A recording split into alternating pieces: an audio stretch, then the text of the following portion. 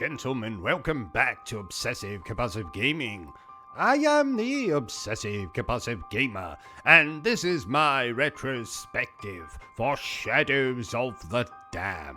So dear viewer, if you don't mind, don't forget to subscribe to this channel and like this video. So, Shadows of the Damned originally released in 2011. A year I remember fondly as the year I first played such amazing video game titles as Batman Arkham City, Assassin's Creed Revelations, Gears of War 3, and Dead Space 2. It was also the year I was propositioned by Lara Croft in an elevator, but that's a story for another time. So, what the hell is Shadows of the Damned? I'm so glad you asked, dear viewer. This is an action-adventure game developed by Grasshopper Manufacture and published by Electronic Arts for the PlayStation 3 and the Xbox 360. Now, this video game was the result of a collaboration between Suda51 and Shinji Mikami. Now, Suda51, you might recognize that name. That's because he's responsible for such fantastic video games as Killer 7, Lollipop Chainsaw, Killer is Dead, No More Heroes, amongst many more. And Shinji Mikami had something to do with a very little small indie horror game by the name of Resident Evil. So, who else was involved in the inception of this particularly splendid video game? Well, there's a couple of writers whose names I unfortunately cannot pronounce, music by a chap whose name I sadly cannot pronounce. The game was designed by, you guessed it, someone whose name I cannot pronounce, but I can assure you, dear viewers, that they are all talented bastards in their own right. Particularly the composer, who might have, sort of, maybe had something to do with the Silent Hill series of video games. Though for all of you commoners out there who have never played this video game, first of all, shame on you. Secondly, let me recap the story for you the only way I know how, badly. So in this game we play as Garcia Hotspur, a very attractive man, particularly when he has his shirt off. Now, Garcia is a demon hunter, and he has a little bit of a problem.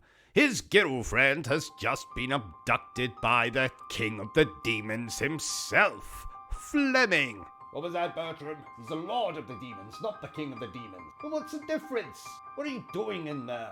Put that fish down, Bertrum. Yes, so my manservant has just informed me that apparently he's the lord of the demons, but that's neither here nor there. So basically, Garcia heads out to the realm of hell, I suppose, to rescue his girlfriend. And to do that, he'll move through stages taking place in villages and other locations. You'll kill enemies, you'll fight bosses. This is very much a survival horror game, just with less emphasis on the horror and more on the madcap, goofy sense of humor that Suda51's games all tend to have. Though you'll move through lots of ghastly locations, you'll fight lots of monstrosities, and eventually you save your girlfriend, and then apparently she's not really saved because she's the mistress of hell or something, and the game ends on a kind of cliffhanger, which does suck because we never got a Shadows of the Damned 2. Mostly because all of you bastards didn't buy the game. Shame on you again. So, like I've already said, dear viewers, this is much more of an action-adventure game than an actual horror one. So you'll be using a firearm to dispatch your enemies. You'll get upgrades for said firearm. You'll be able to upgrade your character, such as his health, how long you can stun abilities with your light ability thing. Did I just say stun your abilities there? What? My manservant has informed me that I apparently did say stun your abilities. I meant to say stun your enemies. Yes, you have a kind of light power in this game, because a big overarching part of this game is darkness. Occasionally, the stage will be plummeted into darkness, and you have to find a goat head, light it up, and dispel the darkness. Now, please do not ask me why it's a goat head. This is one of those weird video games. Just go with it. It's goofy, for God's sake. Just accept it and move on. And there is quite a lot of these sequences in the game, sequences where it'll be plummeted into darkness, you'll have to light it up, or you'll have to do things in the darkness, or you'll have to go into the darkness to expose a boss's weak spot, or some such nonsense. It's all very video gamey. If I had to describe the gameplay in one sentence, it would be, it kind of plays like Resident Evil 4, but it's a lot goofier and funnier, deliberately so. I mean, the original Resident Evil 4 is funny, but in a kind of unintentional way, whereas this game is funny in an intentional way, I think. Though a weird thing that this game shares in common with Resident Evil 4 is the fact that the game had to be restarted several times to meet with the approval of those of you who know the history of Resident Evil 4, which coincidentally Shinji Mikami was part of, they would start to make the game, then abandon it, then come up with a different concept, then start it again, then abandon it, then start it again, then abandon it. In fact, one of those concepts for Resident Evil 4 became Devil May Cry. And the same kind of thing happened here with Shadows of the Damned. Suda51 and Shinji Mikami had a concept at the beginning. Apparently EA approved it, but then they changed their minds because it was too weird. So Suda51 had to go back and change the concept, then submit it again to EA, and they still weren't happy with it. And apparently this happened 5 times. Poor Suda51. Though he has been able to use concepts that he originally developed for this game in other games like Travis Strikes Again, No More Heroes, which in fact features a kind of, sort of, sequel segment for Shadows of the Damned. And it even features our lead character from Shadows of the Damned. So if you want to see a little bit more Shadows of the Damned, then go and check out Travis Strikes Again. That's another particularly weird, goofy game. But regardless, eventually the game was completed, it was submitted to EA, it was approved, and it was released.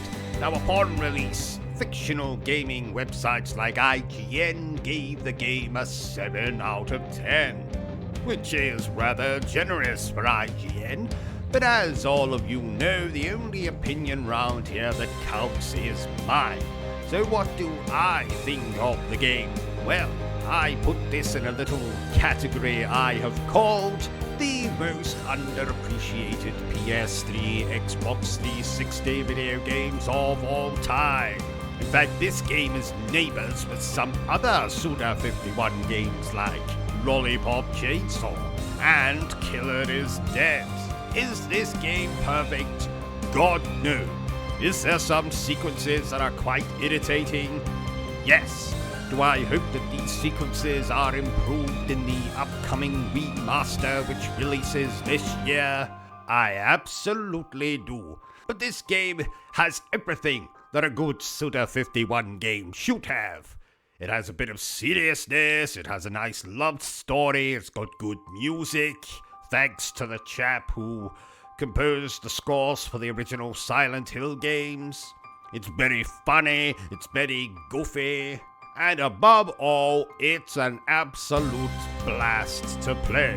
So if for some bizarre reason you didn't get a chance to play this on the PlayStation 3 or the Xbox 360, well, I suggest you do something about that right bloody now, and No, don't just wait for the remaster. Go back and play this so you can compare it to the remaster when that releases. Wouldn't that be fun? And if you don't have access to your PlayStation 3 or your Xbox 360 anymore, well, that's what emulation's for. So over the years I played this game many times, and I must say I enjoy it just as much today as I did back when I first played it in 2011. God, I'm old. So there you have it, ladies and gentlemen, my little retrospective for Shadows of the Damned. If you enjoyed this little video of mine, don't forget to give me a thumbs up. If you haven't enjoyed it, well then feel free to give me a thumbs down. But please remember the single most important thing I always tell you, dear viewer, and that is to always stay obsessed with gaming.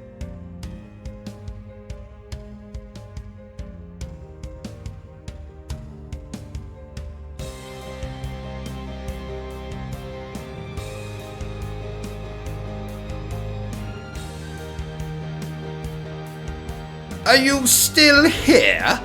Oh, you must have really enjoyed this video then. In that case, you had better subscribe to the channel and check out our other content.